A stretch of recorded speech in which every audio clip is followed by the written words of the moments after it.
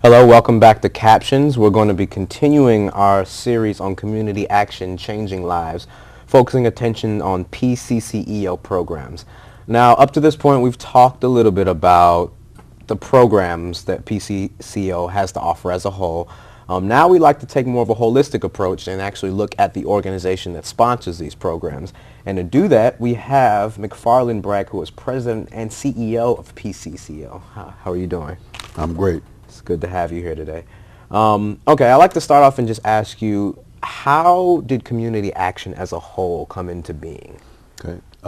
Community action was actually born as part of the Great Society legislation under then President Lyndon Johnson. Because of issues that he felt were facing low-income individuals, his administration was able to put forth the Economic Opportunity Act of 1964, which actually had 7 different titles, but each one of the titles included some aspects of employment opportunities, trying to provide assistance for low-income children in terms of education, and out of that actually spawned the community action movement.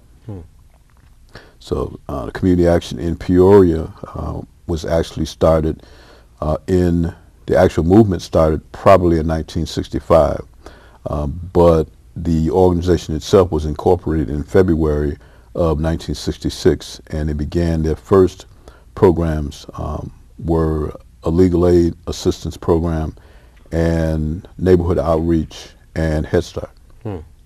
Okay, it's a very interesting program. So it's always been the purpose of this program to help people out. The purpose of the program has always been geared toward providing assistance to low-income individuals, economically challenged families, to help move them toward self-sufficiency. So that's been a focus and been a mission of PCCEO since its inception in 1966. Okay, so you just answered part of the question, but how and when did PCCEO become a part of the Peoria branch and aspect of community action?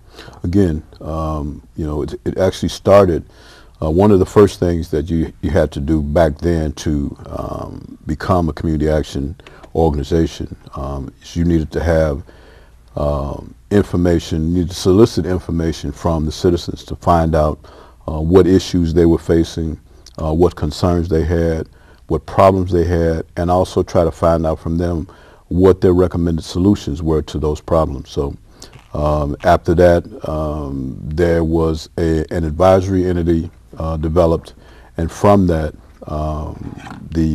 at that time, the City Council approved the designation of the Peoria Citizens Committee for Economic Opportunity as the community action program for the city of Peoria. Okay. What kinds of programs have you guys sponsored in the years that you've had this program? We basically have programs right now that service pregnant women all the way to seniors. Our Early Head Start program services pregnant women and families with children from birth through age 3. Our Head Start program serves families with children 3 to 5. In our housing services, we do rehabilitation. We just last week had a meeting with the health department so that we could try to expand the housing services program. The health department runs the lead mitigation program, and they have another program where households can qualify to get all of their storm windows replaced.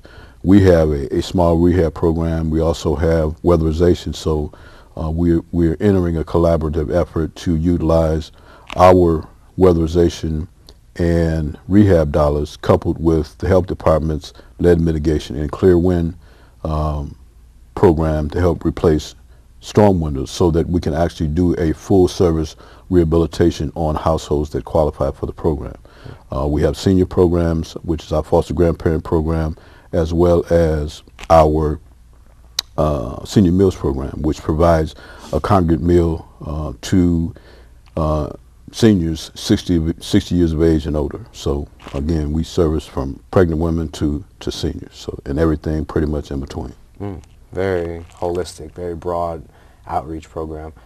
What I'm interested to hear is your personal involvement. How did you become affiliated with the organization, and like how long have you been here? Just Okay. talk a little bit more about yourself. I actually started as a volunteer for the organization. My former predecessor had an idea for a music program. Had a program called Music with a Message. I was one of the on-air, actually started out as the only on-air personality. We did a taped radio program for 2 hours. We initially started with WWCT. We would tape it on Wednesday. It would air on Sunday evening. From that, we were able to move that to actually to a live program. But my senior year, I was I guess, fourth semester senior. I had 6 hours left to finish. And under the old Department of Labor program, there was a program called the Comprehensive Employment Training Act. And the city of Peoria had funds that they could provide to nonprofits that could either provide an individual with an OJT position where I could actually learn here on the job, and this program would actually pay my salary. And so I started here actually as a statistician in January of 1975, and it was my responsibility to provide to the executive director basically management information so that he knew the kinds and numbers of services that were being provided to the residents from the different programs that we manage. So I designed reports for him so that he would know how many meals were being provided to seniors at how many sites, how many children were enrolled in the Head Start program, how many meals they served.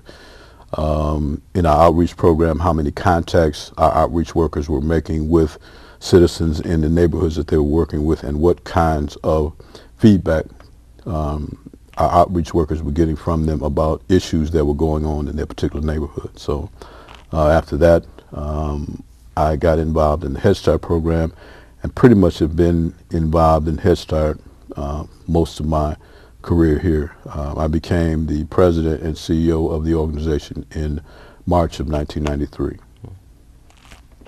Okay. So with being at the agency for a long, almost over 30 years it Right. seems, and being president and CEO for nearly 20 years, what kinds of changes have you seen within the community with regard to the needs of low-income residents and the funding available that has been allotted to meet those needs? Right. When I first started, you know, we had problems, but basically individuals were poor. Now the issues of poverty are exacerbated by substance abuse, mental health issues, teen pregnancy, illiteracy, homelessness, and the level of services, actually the level of resources that are currently being provided, nowhere near enough to deal with all of the issues that families are being faced with right now. Many of our families have a multitude of problems. And a lot of our families now, because of the economy, the extended families are living together, which are creating, other issues. You may have 2 or 3 families in a single family dwelling, which is going to create other problems, other issues. And it doesn't help that the state funding is, Illinois is one of the, I think the last time I looked at it, out of 50 states, they were 48th in the amount of resources they provide to deal with problems facing low-income families. And it's not going to get any better.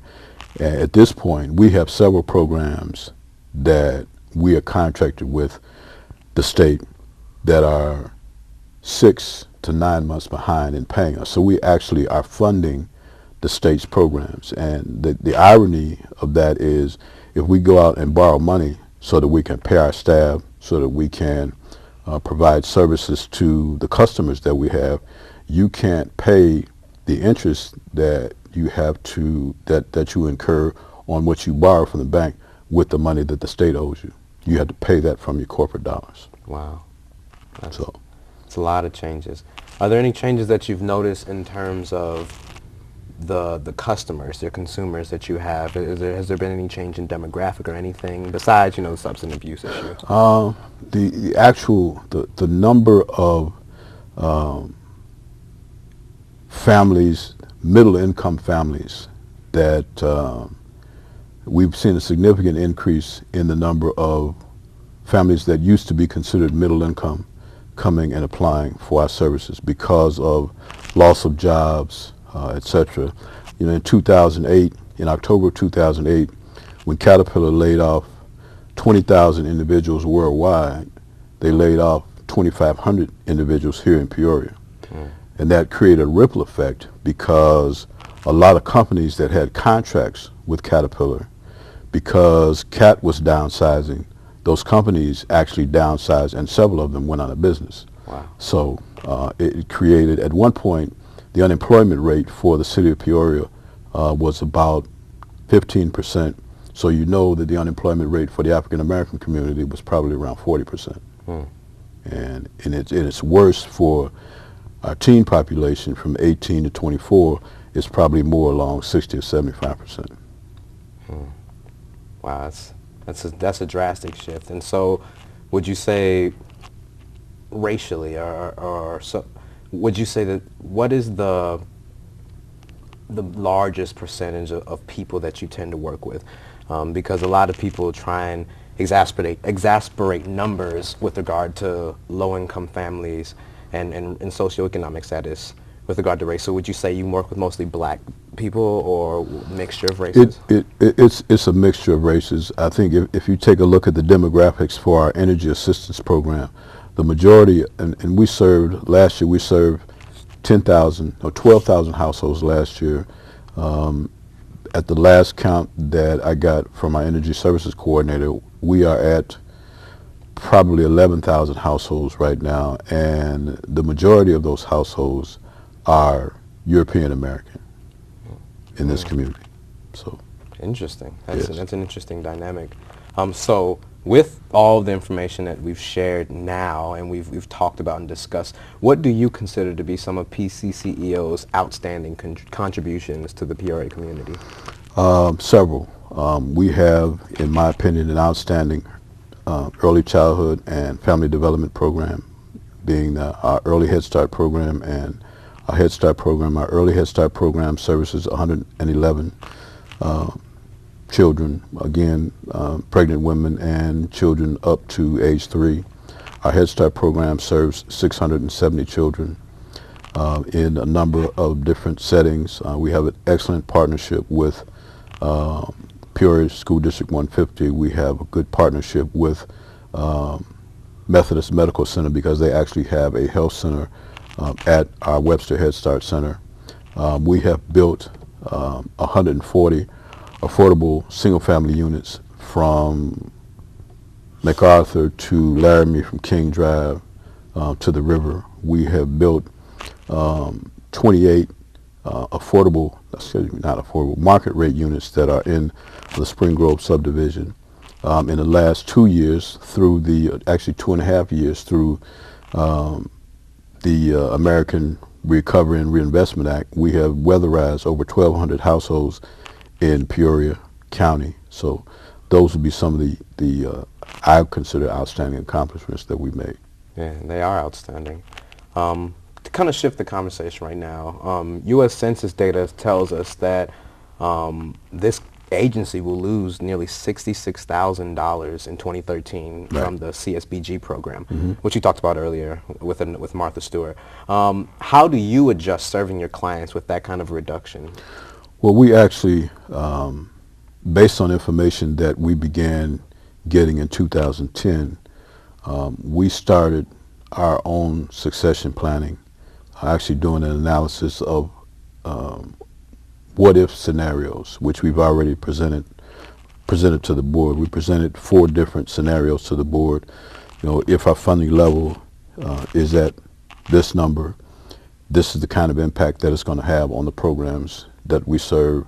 This is the potential impact in terms of the number of staff people that we'd have to let go, kind of funding, salary reduction that everybody in the organization may have to go through to allow us to continue, what programs we may have to eliminate to continue going forward. The good thing about, not good thing, but again, because we started planning for this in 2010, we kind of already had an idea of, again, the impact that it was going to have on us and what plans we needed to set in motion if those things did occur. So we've already got some plans on the drawing board of what programs not necessarily are expendable, but those that would have to go away because we can't continue to fund them. Okay. We've already lost. We did have a violence prevention program that we housed at Manual. When the funding ran out, the agency actually funded the last 6 months of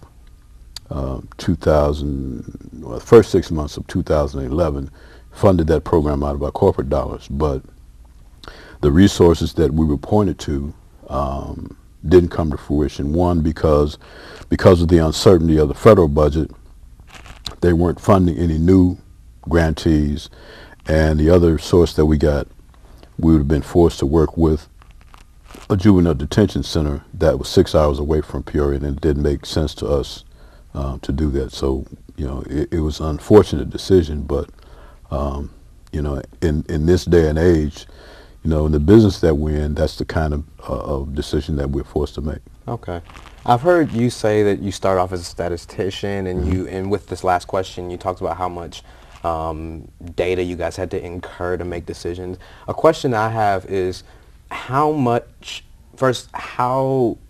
driven are your decisions by data, and then how do you incorporate the use of data into your programs and the things that you're doing here? Well, in this day and age, in the human service industry, if you're not making your decisions based on data, you're going to go out of the world backwards. I know we have a lot of our, not a lot, but many of our organizations who Congress is asking for outcomes information on the number of individuals that you served, how many people you actually moved out of poverty. You have to be able to actually demonstrate based on the data that you are collecting, and most of our funding sources now are requiring that kind of information because they have to justify and prove to the folks that are funding them what they're actually doing to make sure that they're good, what they call good stewards of taxpayers' dollars. So if you can't prove what it is you're doing, if you can't provide data that says, here's what we've done,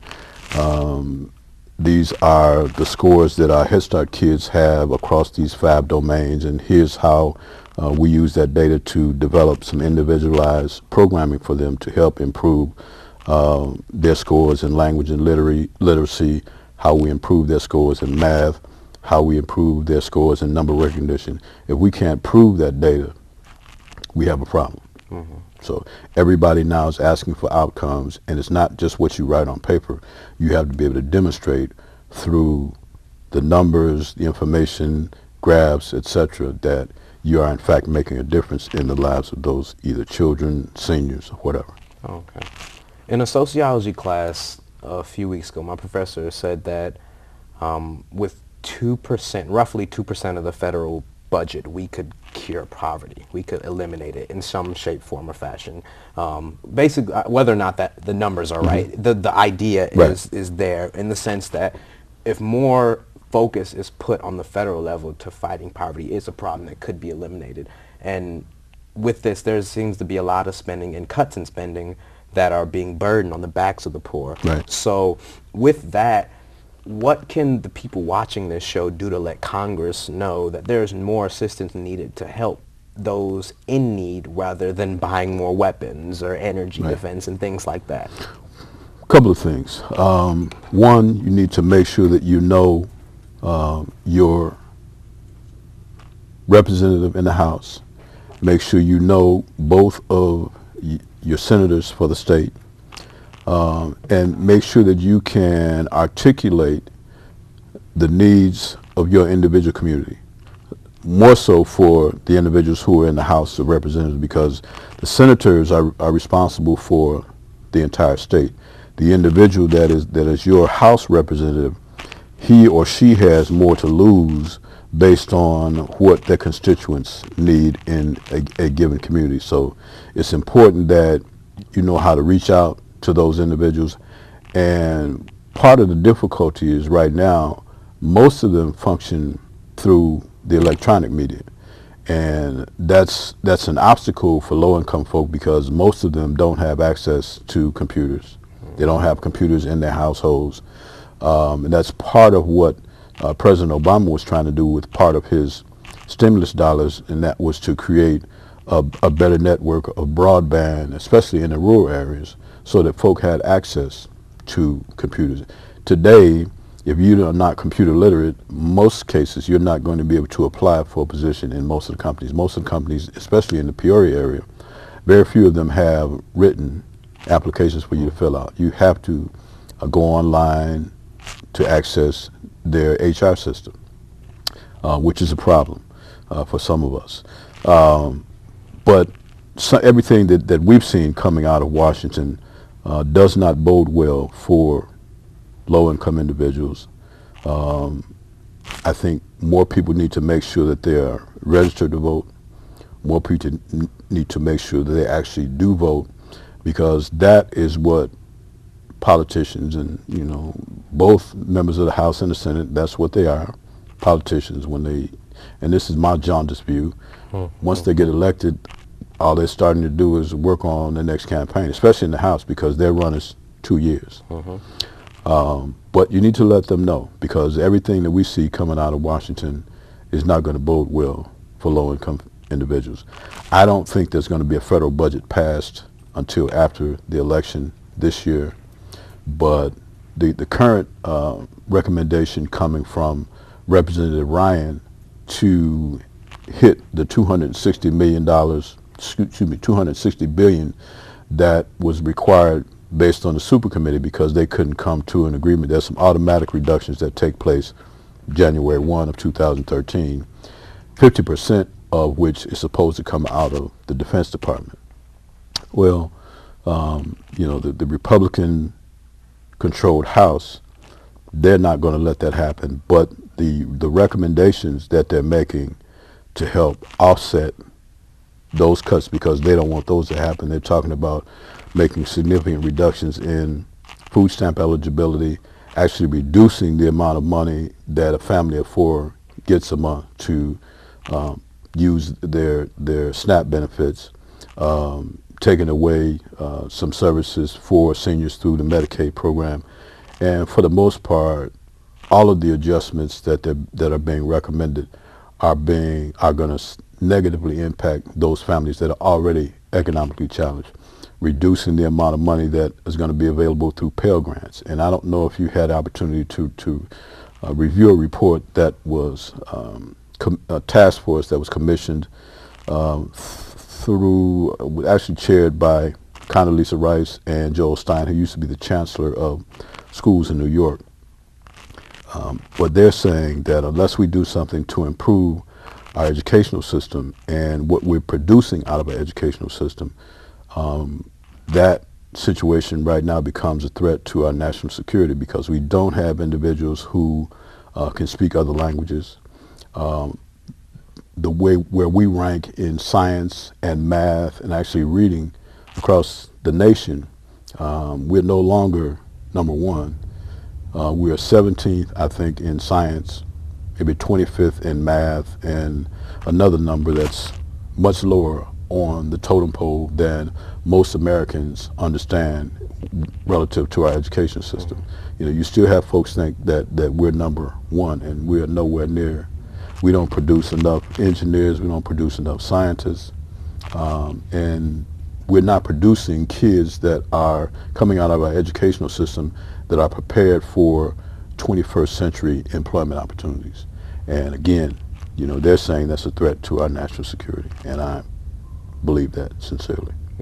And so with the projections that are coming out of Obama being reelected and him losing both the House and the Senate. Do you think those initiatives that you were speaking out will come to pass? I think, one, if individuals who think that President Obama is going to get reelected, and he doesn't need their vote, they're making a terrible mistake. Terrible mistake. There's so much money being put into his opponent's campaigns through these super PACs that it could potentially offset the things that he's doing. And I'm afraid that if the Republicans win both the House and the Senate, the gridlock that you see right now coming out of Washington is just going to get worse. Just going to get worse. Okay. And so I guess that's a perfect segue into the next question, which is, what do you see happening with PCCEO within the next 5 years? Within the next 5 years, I anticipate us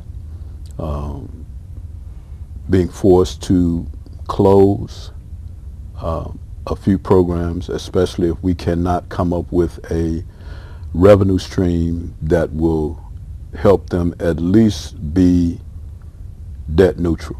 It means as long as they pay for themselves, we can continue to run them. But we can't continue to run programs that cost us $20,000, $30,000, $40,000 a year.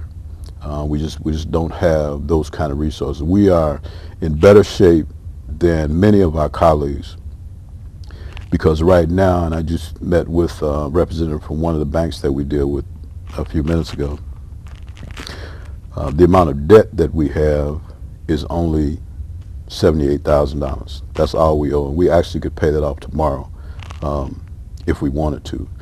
But going forward,